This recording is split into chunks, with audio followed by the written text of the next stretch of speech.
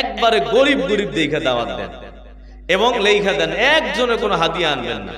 এবং যারা খাবে নবীর সুন্নাত তরিকা অনুযায়ী আরব দেশে এখনো যাবেন, আরব দেশে এখনো যান, মসজিদে নববী মসজিদে হারামের মধ্যে ইফতারি করাই কি পয়সা নেই, বরং আরো সফল নিজেকে সৌভাগ্য মনে করে যে আমার ইফতারিটা গ্রহণ করছে। বাসায় গেলে খাওন খাওয়াইয়া উল্টা হাদিয়া দিয়া দেয়। আরবের নিয়ম এটা। আমরা বাঙালিরা এইটা হলো হিন্দুয়ানি প্রথা। বিয়ার মধ্যে যত সুন্নাত আমরা চালু করছি সব নবীর সুন্নাত, একটাও না, সবগুলা হিন্দুদের সুন্নাত। ঠিক গায়ে হলুদ কি নবীর সুন্নাত?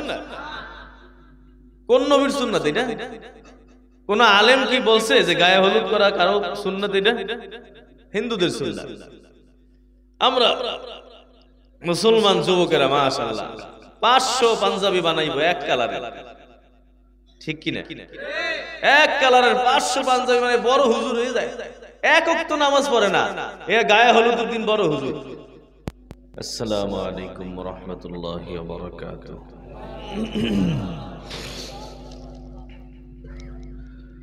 আলহামদুলিল্লাহিল্লাযী জা'আলা আশ-শামসা ওয়াল কমারা বিহুসবান ওয়ান নাজমা ওয়াশ-শাজারা ইয়াসজুদান وفضل زمانا على زمان كما فضل مكانا على مكان وإنسانا على إنسان ونشهد أن لا إله إلا الله وحده لا شريك له لا ضد له ولا ند له ولا مثل له ونشهد أن سيدنا وسندنا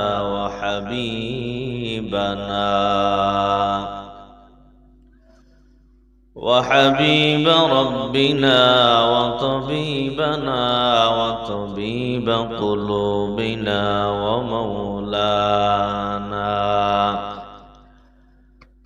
ومولانا محمدا عبده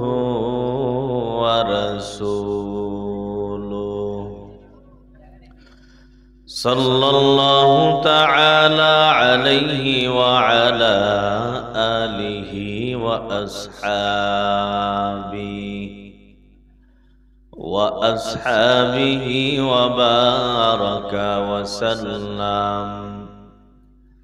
وبارك وسلم تسليما كثيرا الذي أرسله الله تعالى بالحق بشيرا ونذيرا وداعيا إلى الله بإذنه وسراجا منيرا أما بعد فأعوذ بالله من الشيطان الرجيم بسم الله الرحمن الرحيم يا أيها الذين آمنوا اتقوا الله حق تقاته ولا تموتن إلا وأنتم مسلمون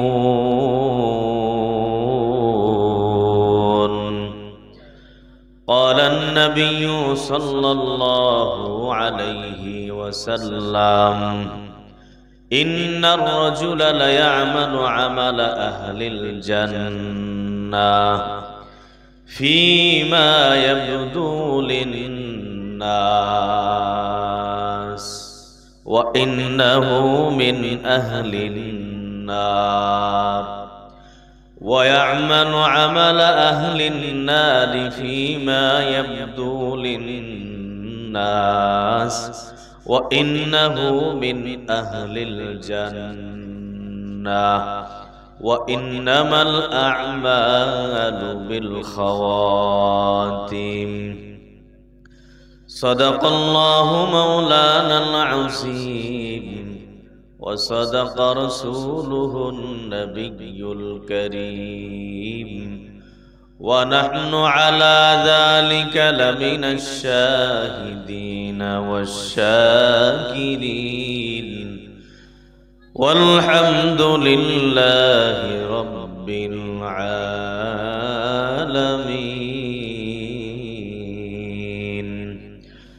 توحید کی امانت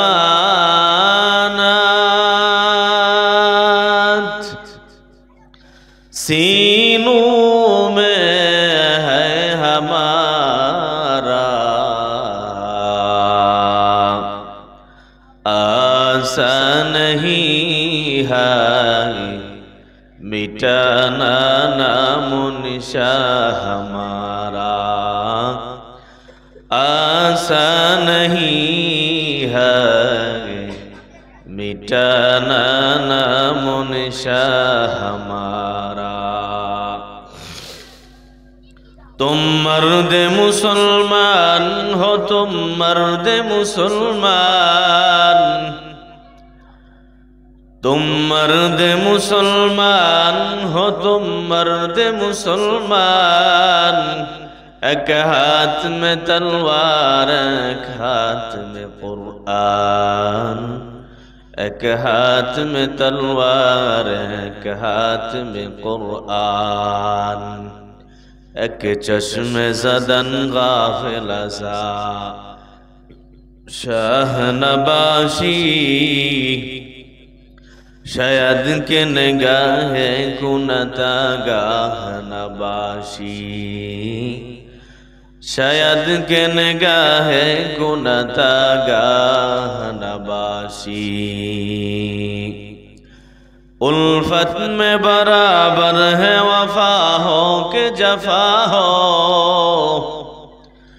الفت میں برابر ہے وفا ہو کہ جفا ہو ہر چیز میں لذت ہے اگر دل میں مزہ ہو ہر چیز میں لذت ہے اگر دل میں مزہ ہو سبحانك لا علم لنا إلا ما علمتنا إنك أنت العليم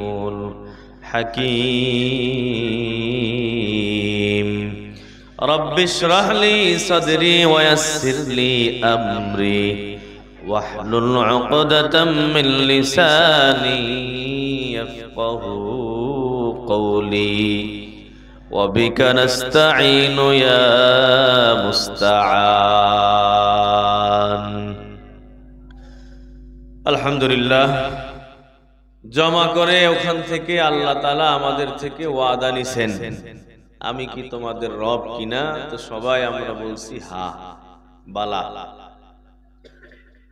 ওয়াদা নেওয়ার পরে আল্লাহ তাআলা আবার আদম আলাইহিস সালামের পিঠের মধ্যে ঢুকায় দিয়েছেন আদম আলাইহিস সালামের ডান পাজর থেকে জান্নাতীরা বের হইছে বাম পাজর থেকে জাহান্নামীরা বের হইছে আল্লাহ তাআলা তার কুদরতি হাতের মাধ্যমে ডান পাজরে আঘাত করার কারণে জান্নাতীরা বের হইছেন এবং কুদরতি বাম হাতের মাধ্যমে বাম পাজরে আঘাত করার কারণে জাহান্নামীরা বের হইছে রূহের জগতে হাদিসে রাসূল বলেন আল আরওয়াহু জুনুদুম মুজান্নাদা এই সব রূহগুলো এক একজনে এক এক দিক ফিরে দাঁড়াইছে সবাই একদিকে না এক একজনে এক এক দিকে আল্লাহ তাআলা ওয়াদা নেওয়ার পরে এই ওয়াদা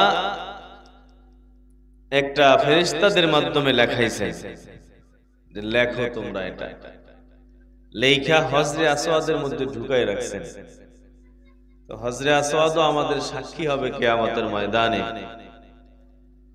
যারা এই কথার উপর আমরা আমল করতে পারবো দুনিয়ায়, তাদের পক্ষে সাক্ষী দিবে, আর যারা আমল করবে না তাদের বিপক্ষে সাক্ষী দেবে। রাসূল বলেন, নাযালাল হাজরুল আসওয়াদু মিনাল জান্নাহ, হজরে আসওয়াদ জান্নাত থেকে আসছে। ওহুয়া আশাদ্দু বায়াদাম মিনাল লাবান, দুধের চেয়ে বেশি সাদা ছিল। ফাসাওয়াদাতহু খাতায়া বানি আদম, আদম সন্তানের গুনাহ টানতে টানতে হজরে আসওয়াদ কালো হয়ে গেছে। এবং রাসূল বলেন কিয়ামতের ময়দানে এই হজরে আসওয়াদকে উঠানো হবে। লাহু আইনান, দুইটা চোখ থাকবে, অলিসান, এবং একটা জবান থাকবে, মুখ থাকবে। ইয়ানতিকু বিহা, যেই মুখের মাধ্যমে সে কথা বলবে। এবং ওয়াশহাদুহু আলা মান ইসতালামাহু বিহাক্কিন, যে এই হজরে আসওয়াদকে যথাযথভাবে ঈমান আমল ঠিক রাইখা গুনাহ মুক্ত অবস্থায় একমাত্র আল্লাহর জন্য হজে গিয়া তাকে স্পর্শ করবে, এই হজরে আসওয়াদ তার সপক্ষে, তার পক্ষে আল্লাহর দরবারে কিয়ামতের ময়দানে সাক্ষী দিবে জান্নাতে নেওয়ার জন্য। এবং মসজিদগুলো আমাদের সাক্ষী হবে। রাসূল বলেন যে কিয়ামত যখন কায়েম হবে, দুনিয়ার সব বাড়িঘর সব ধ্বংস হবে, কিন্তু মসজিদগুলো ধ্বংস হবে না। এই মসজিদগুলো আল্লাহ তাআলার বিচারের মজলিসের পাশে থাকবে। যেই মসজিদগুলো আল্লাহর জন্য ইখলাসের সাথে বানানো হয়েছে। অনেক মসজিদ কিন্তু আবার আল্লাহর জন্য বানানো হয় না, ঠিক কি না? ঝগড়া কইরা রেশারেশি কইরা বানাইছে, আছে না? অনেক জায়গায় আছে। রাসূলের জামানায় ছিল মসজিদে জিরার, মুসলমানদের বিরুদ্ধে ষড়যন্ত্র করার জন্য মুনাফিকরা মসজিদ বানাইছে। যেই মসজিদে মানুষ নামাজ পড়বে, এরা ওই মসজিদই বানাইছে, কিন্তু মসজিদ এটা আল্লাহর জন্য বানায় নাই। উদ্বোধনের তারিখে রাসূলকে দাওয়াত দিছে। আল্লাহ বলেন যে আপনি এই মসজিদ উদ্বোধন করতে যাবেন না, যাবেন না আপনি। আল্লাহ জানাই দিছেন। তাহলে এটাও একটা মসজিদ, আল্লাহর জন্য কিন্তু হয় নাই, তাই না? এই জন্য এই মসজিদগুলো আল্লাহর ঘর। আন্নাল মাসাজিদা লিল্লাহ, আল্লাহর ঘর এগুলো। এবং মান দাখালাহা, রাসূল বলেন কানা যাইফান লিল্লাহ, যে মসজিদে ঢোকে সে আল্লাহর মেহমান হয়ে যায়। আল্লাহর কাছে যখন কোনো মেহমান যায়, না খাওয়াইয়া বিদায় দেয়, আমাদের কাছে আসলেই তো আমরা না খাওয়াইয়া বিদায় দিই না, কমপক্ষে একটা চা বিস্কুটও খাওয়াই। আর প্রধানমন্ত্রীর কাছে গেলে তো আর কোনো কথাই নাই। আমাদের হারুন সাহেব আছে না, পুলিশ এসপি সাহেব, এখানে আমাদের এখানে ছিলেন, উনিও মাশাআল্লাহ ওনার কাছে যেই যায় আর এই খাওয়ায় উনি, ঠিক কিনা? সবাই রে খাওয়ায়, মেহমানদারি করে, ভালো জিনিস এটা। তো যে যত বড় মানুষ তার মেহমানদারি তত বড় হয়। আল্লাহ তাআলা যত বড় তার মেহমানদারিও তত বড়। রাসূল হাদিসে বলেন আল্লাহর মেহমানদারি হলো ইকরাহু আল মাগফিরা, আল্লাহর মেহমানদারি যে আল্লাহ সব গুনাহ মাফ করে দেয়। যারা মসজিদে ঢোকে তাদের সব গুনাহ মাফ হয়ে যায়। এর আল্লাহর মেহমানদারি মাফ হইলে কি হয়? এরা যখন জান্নাতে যাবে তখন জান্নাতে আর খাওন দাওনের কোনো শেষ নাই। এটাই সবচেয়ে বড় মেহমানদারি। ওয়া তাহিয়াতুহু আল কারামা, রাসূল বলেন যে যেই মসজিদে যায় আল্লাহ তার মেহমানদারি করেন, এবং মেহমানদারি করার পরে আল্লাহর নিয়ম হলো আল্লাহ একটা হাদিয়া তাকে মেহমানকে আবার দিয়ে দেয়। আমরা তো কি করি, খাওয়াইয়া দাওয়াইয়া মেহমানের পকেট থেকে হাইজেক করে রেখে দিই, ঠিক কিনা? মাইয়ার বিয়া, পোলার বিয়া দাওয়াত দিছে, যারে যারে কাট দিছে, সবগুলা মানুষের মাথার মধ্যে চিন্তা, এই দাম, বাসা ভাড়া দিতারি না, এখন এই যে বিয়ার দাওয়াত দিল, না গেলেও সমস্যা, গেলেও সমস্যা, ঠিক কিনা? না গেলেও বড় বদনাম হয়ে যাবে, দেখো দেওয়ার ভয়তে যায় নাই, আর গেলে ৫,০০০ ৩,০০০ কমপক্ষে তো দেওয়া লাগবে, ঠিক কিনা? না থাকলে কি করে, বন্ধু কিছু ঋণ দাও, বন্ধুর থেকে ঋণ আইনা তারপর ওই আর একজনের পকেট ভরে হাদিয়া দিয়া, খরচ করলো ৩ লাখ, কামাইলো কয় লাখ? কমপক্ষে তো ৫ লাখ কামাইলো। রাগ করতেছেন নি? এটা কি জানেন না আপনারা? এটা কি জায়েজ? হ্যাঁ, এই যে আল্লাহর সিস্টেম হলো, আল্লাহ মেহমানদারি কইরা আবার আল্লাহ একটা হাদিয়া দিয়া দেয়। তাহিয়াতুহু, তাহিয়াতুন মানে হাদিয়া। আরবদের সিস্টেম এটাই, আরবরা খাওয়ান দাওয়ান খাওয়ানোর পরে তার হাতে কিছু হাদিয়া দিয়া দেয়, কমপক্ষে একটা মেসওয়াক দেয়, তসবিহ দেয়, কিছু আতর দেয়, যা দেয় দেয়, নাহলে কিছু টাকা দেয়। এটা হলো নবীর সুন্নাত তরিকা। আপনার মেয়ের বিবাহে দাওয়াত দিয়েছেন ১,০০০ মানুষকে, আপনার কার্ডের মধ্যে লেখা থাকবে যে কোনো হাদিয়া গ্রহণ করা হবে না। এটা কলজা লাগে, তাই না? এত বড় একটা সুযোগ, ব্যবসা কইরে বাইনা পয়সা, এখানে তো কঠিন ব্যবসা, কঠিন ব্যবসা। এই ব্যবসা কি ছাড়া যায়? বাস লিস্টি করা থাকে, কে কে দিল, আবার লোক উঠানোর জন্য, টাকা উঠানোর জন্য লোকও থাকে, ঠিক কি না? রিসিপশনে লোক বসে না, ফতুয়া বিভাগে ফতুয়া আইনেন যে এই যে পয়সাগুলো নিলাম, এই পয়সাগুলো আমার জন্য জায়েজ আছে নি? আপনি বলেন, আল্লাহর নবীও তো বিয়া করছেনি, হ্যাঁ, একটা দুইটা 11 জন বিবাহ করছে, একসাথে 9 জন ছিলেন। আল্লাহর নবীর কোন বিবাহে কি এইরকম হাদিয়া নিছে? কোরআন হাদিসে পাইছেন কোথাও যে আবু বকর সিদ্দিক এত হাদিয়া দিছে রাসূলের বিয়ার সময়? থাকতো না এগুলা? রাসূলের চুল মুবারক কেমন ছিল সেটা যদি হাদিসে থাকে, তাহলে রাসূলের বিবাহের সময় কি কি, কার সাথে কিভাবে বিবাহ হয়েছে বিস্তারিত আছে হাদিসে, তাহলে এগুলো থাকতো না? বলেন, আবু বকর সিদ্দিকের বিয়ায় আবু বকর হাদিয়া নিছে? ওমর, ওসমান, আলীর বিয়ায় কেউ বিয়ায় পাবেন না। কিন্তু বড় হাজী সাহেব ওলামাইয়া বিয়া দিতে গিয়া টুপি খুললা, হাতা কাছাইয়া, বৃহস্পতিবার রাইতে ছাদের মধ্যে যত ঢোল বাজান যায় বাজায়, ঠিক কি না? তো বড় হাজী সাহেব একবার না 3 বার হজ করছে, এবং হজের গল্প করে, অমুক হজে গিয়ে ওখানে গেছি, সেখানে গেছি, এনে গেছি। ওই হজের বরকত এখন এলাকার মানুষের ঘুম হারাম কইরা ওই বরকত ছাড়তেছে, ঠিক কি না? রাগন নাকি? আমি জানি না ভাই, এটা আমাদের দোষ, আমার দোষ, এটা আমাদের দোষ।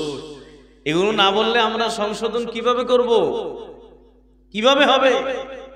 এই জন্য আল্লাহ বলছেন যে হে মুসলমানের দল, ভালো করে মুসলমান, খালি গরু খাইলে, কোরবানির সময় বড় গরু জবাই দিলে আর জুব্বা দাড়ি লাগাইলেই মুসলমান হওয়া যায় না, ঠিক কি না? বলেন, মুসলমানি বুয়াদ গর্দন নেহাদান, এনানে খুতবা দস্তে খাজা দাদান। মুসলমানি বুয়াদ গর্দন নেহাদান, এনানে খুতবা দস্তে খাজা দাদান।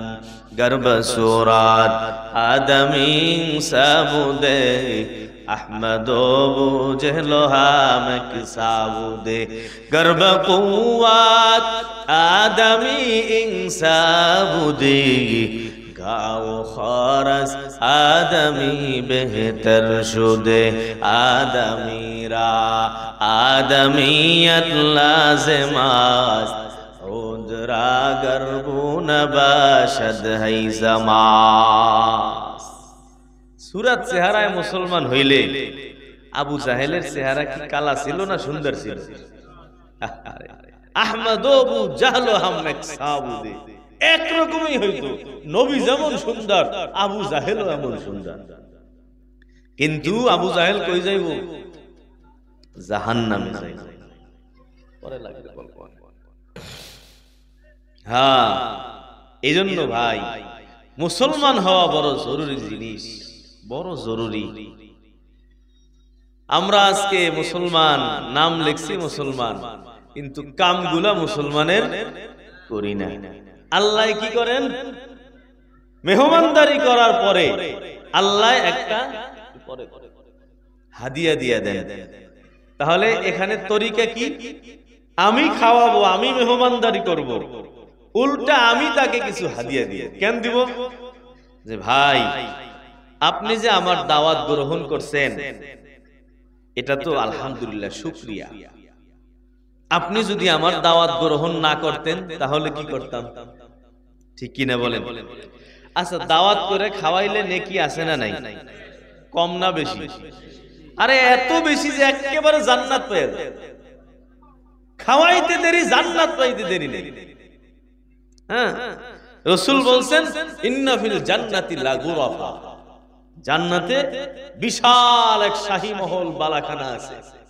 ইউরা যাহিরুহা মিন বাতিনিহা ভিতর থেকে বাহিরে সব দেখা যায় দেয়াল গ্লাসে দামি দামি ও বাতিনুহা মিন যাহিরিহা বাহির থেকেও ভিতরে কি আছে সব দেখা যায় কাদের জন্য বানাইছেন চার গুণ যাদের মধ্যে আছে তাদের জন্য জান্নাত বানাইছেন আ'আদাহাল্লাহ লিমান আলানাল কালাম এই জান্নাত আল্লাহ বানাইছেন ওই ব্যক্তির জন্য ওই মানুষের জন্য যার মধ্যে চারটা গুণ থাকবে এক নম্বর গুণ হলো লিমান আলানাল কালাম যে মানুষের সাথে নরম ভাষায় কথা কয় পাওয়ার আছে ক্ষমতা আছে কিন্তু দমক দেয় না পারে তারপর আল্লাহর দিকে তাকাইয়া সবর করে দুই নম্বর আতআমাত তুআম মানুষকে দাওয়াত দিয়ে দিয়ে খানা খাওয়ায় এই যে আতআমাত তুআম মানে কি খানা খাওয়ায় খানা খাওয়াইলেই জান্নাত পাওয়া যায়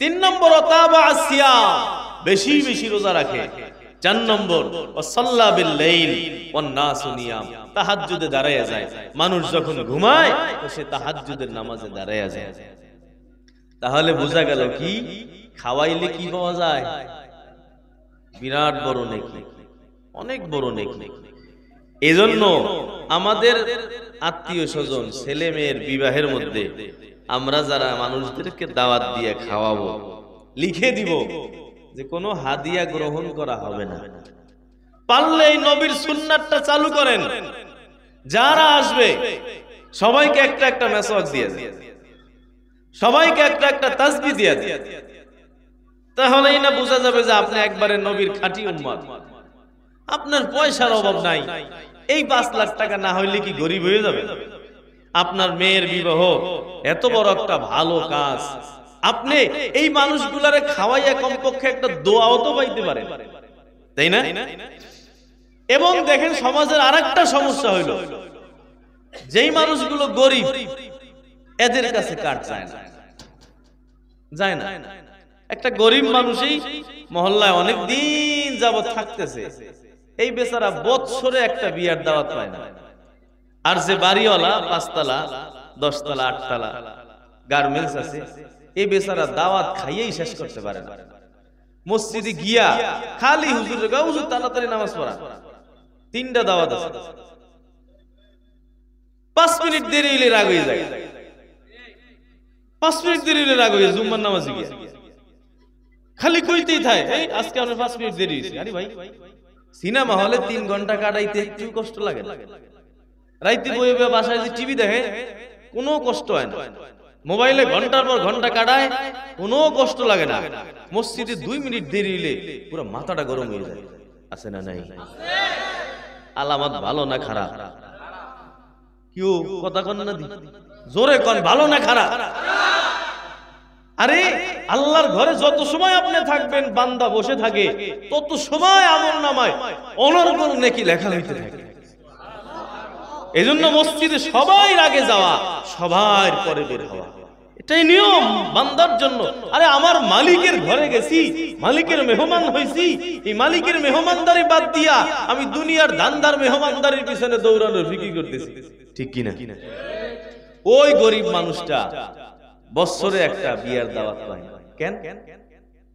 বেতন পায় ৮,০০০, জানে গার্মেন্টসে চাকরি করে, ও ১ পয়সা দিতে তো পারবো না, বরং গিয়ে ১ প্লেট খাইয়াই লাভ কি?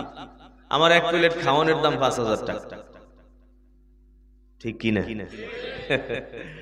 এগুলো আমাদের সমস্যা। আপনি এই নজির ভঙ্গ করেন, একবারে গরিব গরিব দেখে দাওয়াত দেন এবং লেখা দেন, একজনে কোনো হাদিয়া আনবেন না। এবং যারা খাবে নবীর সুন্নাত তরিকা অনুযায়ী আরব দেশে এখনো যাবেন, আরব দেশে এখনো যান, মসজিদে নববী, মসজিদে হারামের মধ্যে ইফতারি করাই কি পয়সা নেই? বরং আরো সফল, নিজেকে সৌভাগ্য মনে করে যে আমার ইফতারিটা গ্রহণ করছে। বাসায় গেলে খাওয়ান খাওয়াইয়া উল্টা হাদিয়া দিয়া দেয়। আরবের নিয়ম এটা। আমরা বাঙালিরা, এইটা হলো হিন্দুয়ানি প্রথা। বিয়ার মধ্যে যত সুন্নাত আমরা চালু করছি, সব নবীর সুন্নাত একটাও না, সবগুলা হিন্দুদের সুন্নাত, ঠিক? গায়ে হলুদ কি নবীর সুন্নাত? কোন নবীর সুন্নাত এটা? কোন আলেম কি বলছে যে গায়ে হলুদ করা কারো সুন্নাত? এটা হিন্দুদের সুন্নাত। আমরা মুসলমান যুবকেরা মাশাআল্লাহ ৫০০ পাঞ্জাবি বানাইবো এক কালারে, ঠিক কিনা? এক কালারের ৫০০ পাঞ্জাবি মানে বড় হুজুর হয়ে যায়। এক ওয়াক্ত নামাজ পড়ে না, এ গায়ে হলুদের দিন বড় হুজুর। কষ্ট পাইতেছেন, বলা দরকার। এই পাঞ্জাবি তো যুবক তোমার সব সময়ের জন্য পরার সুন্নাত ছিল। তুমি পরো প্যান্ট শার্ট এই সেই, গায়ে হলুদের সময় এক পাঞ্জাবি বানাই। ওই কোন জায়গা জানি একদিন দেখলাম এক সংবাদে ৩০০ জামাই সাজছে, ৩০০ জামাই, মানে সবাই জামাই। জামাইয়ের যে টুপি টুপি টাপি যা আছে, জামাইয়ের যেই সাজ, এই সাজ ৩০০ মানুষের সাজ। এবং এমন কবুল হইছে, এটা একবার টিভির সংবাদে গেছে। কোনজন জামাই জামাইছে না যায় না, বড় সওয়াবের কাম, তাই না? এই যে এখানে যে জুয়ান পোলাপান ৩০০ টুপি কিনা জুব্বা জামা বানাইয়া খরচ করলা, এর ১০টা টাকা যদি একটা গরিব মানুষের দিতা, ওর দোয়ায় তুমি জান্নাতেও যাইতে পারতে। আর ১০ টাকা কর্জে হাসানা দিয়ে জান্নাতে চলে গেছে। মাত্র ১০ টাকা দিছে। গুনাহগার মহিলা, ইন্ডিয়ার এক ঘটনা, ইসলাহি বায়ানাতের মধ্যে লেখছে। একেবারে গুনাহ করে। উনি চিন্তা করলো যে আমি তো গুনাহ করি, এই ১০টা টাকা আমি হালাল ভাবে রাখি, মারা গেলে যাতে আমার কাফনটা কমপক্ষে হালাল পয়সা দিয়া হয়। আমাদের কপাল তো এমন খারাপ, কাফনের কাপড়টা পর্যন্ত হারাম পয়সা দিয়া, ঠিক না? হ্যাঁ, এ সারে সব হারাম কামাইয়ে গেছে, কাফনের কাপড় কি হালাল পয়সা থাকবো নি? আহারে কপাল রে, এই কম দামি একটা জিনিস, এটাও হারাম। এই মহিলা চিন্তা করছে যে আমার তো সবই হারাম, গুনাহ কইরা কামাইছি, তাহলে আমি ১০ টাকা একটু কাফন কেনার জন্য যা লাগে এটা জমাই রাখছি। এক আল্লাহর বান্দা রওনা দিছে, সামারপুর যাবে, রেওয়াড়ি যাবে। রেওয়াড়ি ইন্ডিয়ার এক জায়গার নাম। ওই সামারপুর যাওয়ার পরে পয়সা পাতি হাতে কিচ্ছু নাই, সব খালি হয়ে গেছে।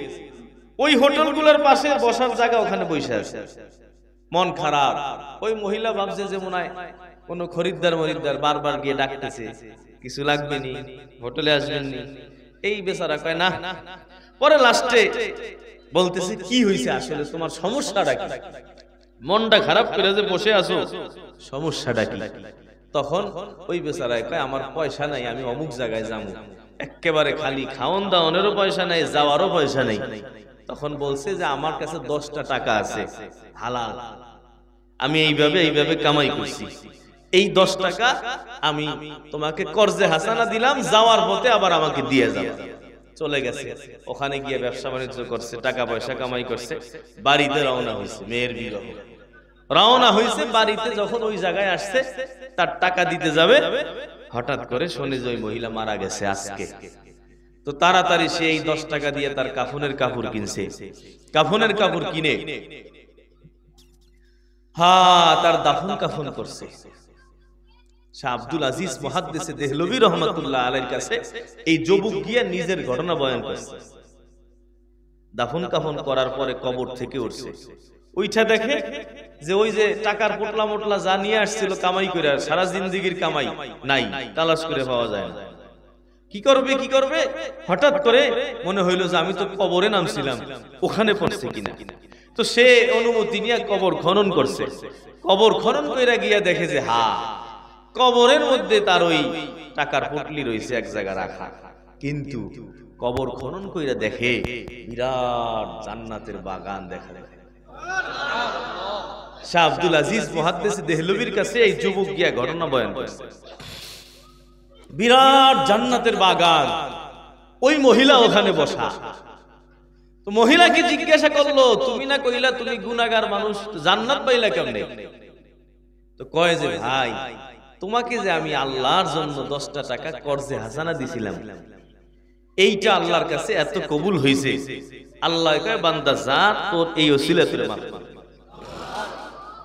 এরপরে আরো আশ্চর্য ঘটনা হলো, ওই মহিলা এখন বলতেছে তুমি তাড়াতাড়ি দুনিয়ায় যাও, তাড়াতাড়ি ওঠো। দুনিয়ায় আসার পরে, ওই কবর থেকে ওঠার পরে এখন আর কিচ্ছু চিনে না। এদিকে তাকায়, বিল্ডিং নাই, আর এক রকম বিল্ডিং, এখানে এইটা ছিল, পুকুর ছিল নাই, ওখানে ওইটা ছিল নাই, সেইটা ছিল নাই, কিচ্ছু নাই। কিরে ভাই, কোথায় আইলাম আমি? এলাকার লোকজন কি জিগায় এটা কি রেওয়ারি? কয় হ্যাঁ, এটাই তো এই জায়গার নাম। কয় তাহলে এখানে এটা ছিল কই? কয় তোমার মাথা পাগল হইছিল। কয় জানি না আমরা। পরে কয় যে তাহলে আমাদের মুরব্বির কাছে যাও, হয়তো বা উনি চিনতে পারে। এক এলাকার মুরব্বির কাছে যাওয়ার পরে বলতেছে যে এইরকম ঘটনা, কবরে গেছিলাম, ওইটা তো কিছু চিনি না। তখন ওই মুরব্বি বলে, আমরা আমাদের ওই বাপ দাদার কাছে শুনছিলাম যে এই এলাকায় একজন বড় লোক আইসা কবরে গিয়ে আর বের হয় নাই, 75 মিনিট এই বেচারা কবরে ছিল, বের হওয়ার পর আর কিছু চেনে না। তখন ওই বেচারা এখন বলতেছে যে হায় আল্লাহ, তাহলে আমি কোথায় যাব?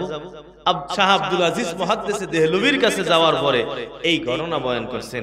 উনি বলেন তুমি যে 75 বছর ছিলা, 25 মিনিটে 1 ঘড়ি, 3 ঘড়ি ছিলা।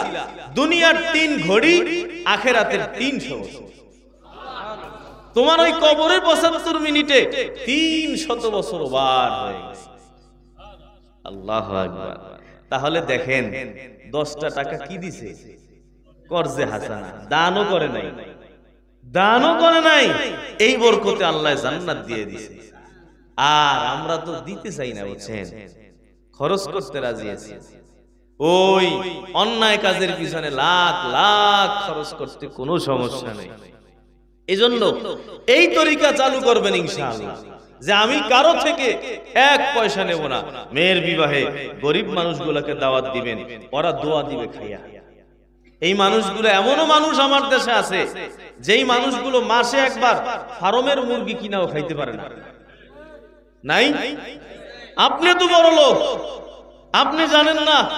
লালমনিরহাট গেলাম এই বছরেই, গিয়া দেখি ফার্মের মুরগি এতটুকু পিস পিস করে বিক্রি করতেছে। একটা মুরগি না, মুরগিকে অনেকগুলো পিস করছে। পরে গরুর গোশত যেমন ভাগ ভাগ করে না, ওই এক মুরগির একটু ভাগ করছে। আমরা দেখা ওখানে নামছি যে আসলে কি। কয় হুজুর এই এক ভাগ বিক্রি হয়।